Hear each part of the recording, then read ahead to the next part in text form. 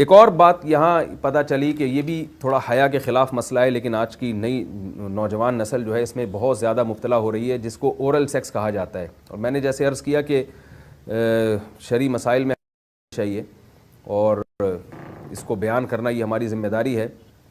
تو یہ چیز بھی انگریزی فلموں سے اور فحش فلموں سے ہماری نئی نسل میں بہت تیزی سے سرایت کر رہی ہے، اور لوگ اس بارے میں علماء سے بہت زیادہ مسائل پوچھتے ہیں، خواتین بھی پوچھتی ہیں جو اس میں مبتلا ہیں. تو اس کا بھی مسئلہ یاد رکھیں کہ اللہ تعالیٰ نے حالت حیض میں زوجہ سے ہم بستری کو حرام قرار دیا کیونکہ اس میں گندگی ہے. باپ دیکھیں کہ وہ گندگی اس درجے کی نہیں ہے جتنی اورل سیکس میں گندگی ہوتی ہے.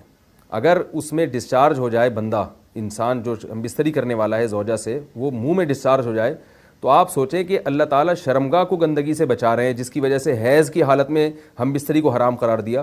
تو منہ جس سے انسان کھانا کھاتا ہے، جس سے کلمہ پڑھتا ہے، اور جو انسان کے جسم میں سب سے اشرف عضو ہے، سب سے زیادہ معزز اور مکرم عضو ہے، اس میں ایسی گندگی کو ڈالنا کہاں سے جائز ہو سکتا ہے، کہاں سے حلال ہو سکتا ہے؟ تو آج بعض متجدد قسم کے لوگ جو ہے نا اس کو حلال قرار دے رہے ہیں، تو یہ بالکل غلط ہے. تو یہ بات خوب ذہن میں رکھیں کہ اورل سیکس کے ذریعے اپنی خواہش کو پورا کرنا اس طور پر کہ ڈسچارج ہو جائے انسان عورت کے منہ میں، بیوی کے منہ میں، یہ بالکل حرام ہے، بالکل ناجائز ہے. کیونکہ منی ایک غلیظ اور ناپاک اور گندگی ہے اور ناپاک اور نجس چیز ہے. بعض حضرات یہ کہتے ہیں کہ منی پاک ہے، مگر یاد رکھیں منی کے پاک ہونے کے دلائل مضبوط نہیں ہیں، منی کے ناپاک ہونے کے دلائل بہت مضبوط ہیں. سب سے پہلی دلیل قرآن مجید میں آتا ہے الم نخلقکم من ماء مہین، ہم نے تمہیں غلیظ اور پلید پانی سے پیدا کیا، ذلیل پانی سے پیدا کیا ہے. تو اس میں بھی اشارہ ہے کہ منی ناپاک چیز ہے. دوسری بات یہ کہ حدیث میں آتا ہے کہ کنت افرق المنی من ثوب رسول اللہ صلی اللہ علیہ وسلم ثم یصلی فیہ. حضرت عائشہ رضی اللہ تعالیٰ عنہ فرماتی ہیں کہ رسول اللہ صلی اللہ علیہ وسلم کے کپڑوں پر اگر منی لگی ہوتی تھی، صحیح بخاری کی حدیث ہے، میں اس کو کھرچ کے صاف کرتی تھی، پھر آپ صلی اللہ علیہ وسلم اس میں نماز پڑھا کرتے تھے. اب بعض حضرات نے یہاں سے استدلال کیا ہے کہ منی اگر ناپاک ہوتی تو حضرت عائشہ اس کو دھوتی، کھرچ کے صاف کرنا اس کی علامت ہے کہ منی پاک ہے. لیکن یہ بات غلط ہے. اگر منی پاک ہوتی تو حضرت عائشہ کو کھرچنے کی ضرورت نہیں تھی. بات یہ ہے کہ وہ نجاست جس کا ایک باقاعدی جسم ہوتا ہے اور وہ کھرچ کے جسم سے یا کپڑوں سے الگ ہو سکتی ہے، تو اس نجاست کو پاک کرنے کا طریقہ یہ ہے کہ اس کو کھرچ دیا جائے. ناپاک تھی تبھی تو حضرت عائشہ رضی اللہ تعالی عنہ اس کو باقاعدہ کھرچ رہی ہیں اور دور کر رہی ہیں. اور گیلی منی کو یہ ثابت ہے کہ حضرت عائشہ رضی اللہ تعالی عنہ آپ صلی اللہ علیہ وسلم کے کپڑوں سے دھویا کرتی تھیں اور آپ صلی اللہ علیہ وسلم اس میں نماز پڑھا کرتے تھے.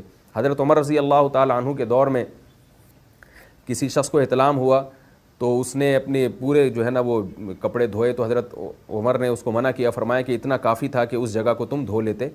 تو اس میں بھی حضرت عمر اس کو باقاعدہ دھونے کا حکم دے رہے ہیں. کسی بھی صحابی نے اعتراض نہیں کیا کہ یا امیر المومنین آپ ان کو دھونے کا حکم کیوں دے رہے ہیں، منی تو پاک ہے. تو منی کے جو ناپاک ہونے کے دلائل ہیں وہ بہت مضبوط ہیں. باقی اس کو جو کھرچنے کا حکم ہے وہ اس لیے کہ منی کے پاک جو اگر خشک ہو جائے تو وہ کھرچ کے بھی پاک ہو جاتی ہے، اس کو پھر دھونا ضروری نہیں ہوتا. اس کی مثال ایسے جیسے حدیث میں آتا ہے، صحابہ کرام فرماتے ہیں کہ ہمارے تلواروں میں دشمن کا خون لگا ہوتا تھا تو ہم اس کو زمین پہ اچھی طرح رگڑ کے اسی کو لٹکا کے نماز پڑھتے تھے. تو دیکھیں خون بھی ایسی چیز ہے کہ جو سوکھنے کے بعد اس کی ایک پاپڑی سی جم جاتی ہے.